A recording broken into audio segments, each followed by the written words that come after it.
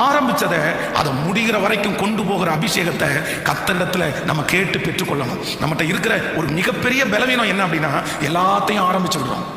எல்லாத்தையும் ஆரம்பிச்சு விடுறோம். ஜெபத்தை ஆரம்பிச்சு விடுறோம், பைபிள் ரீடிங் ஆரம்பிச்சு விடுறோம். ஆனா ஆரம்பிக்கிறது மட்டும்தான் நம்ம செய்யறோமே தவிர நம்ம யாரும் முடிக்கிறது இல்லை. ஆனா வேதம் சொல்கிறது, ஆரம்பத்தை விட ஒரு காரியத்தினுடைய துவக்கத்தை பார்க்கலாம் கர்த்தர் முடிவின் பேரிலே பிரியமா இருக்கிறார். நீ ஆரம்பிக்கிறது பெருசு இல்லப்பா, நீ ஆரம்பிக்கிறது பெருசு இல்லை, முடிவு வரைக்கும் நீ அதிலே இருக்க வேண்டும். இன்னைக்கு ஒரு தீர்மானம் எடுங்க. நஷ்டப்பட்ட காரியங்கள், நீங்கள் நிறுத்தின எல்லா காரியங்களையும் நீங்கள் சீர்தூக்கி பார்த்து, இல்ல அதற்காக நான் இன்னும் கொஞ்சம் உழைப்பை நான் செலவு பண்ணுவேன், அதற்காக இன்னும் கொஞ்சம் ஜெபத்தை நான் செலவு பண்ணுவேன், அதற்காக இன்னும் கொஞ்சம் நான் யோசிக்க ஆரம்பிச்சிருவேன், அதற்காக கொஞ்சம் தூங்காம இருந்து அந்த காரியத்தை செஞ்சு திரும்பி அதெல்லாம் கிளியர் பண்ணுங்க, அதெல்லாம் தட்டி எடுங்க. நான் சொல்றேன், நம்முடைய தேவனாகிய கர்த்தர் உங்களோடு கூட இருப்பாரே ஆனால் நீங்க எந்த இடத்துல போனாலும் என்ன செஞ்சாலும் அதுல கர்த்தருடைய கரம் இருக்குமே ஆனால் உங்களை அதுல ஆசீர்வதிக்கிறதற்கு கர்த்தர் வல்லவராய் இருக்கிறார். இன்னைக்கு இந்த ஜெபத்துல யாரோ ஒருத்தர் நினைச்சிட்டு இருக்கலாம், நான் நிறுத்த போறேன் பாஸ்டர், இதுக்கு மேல நான் ஓட மாட்டேன்.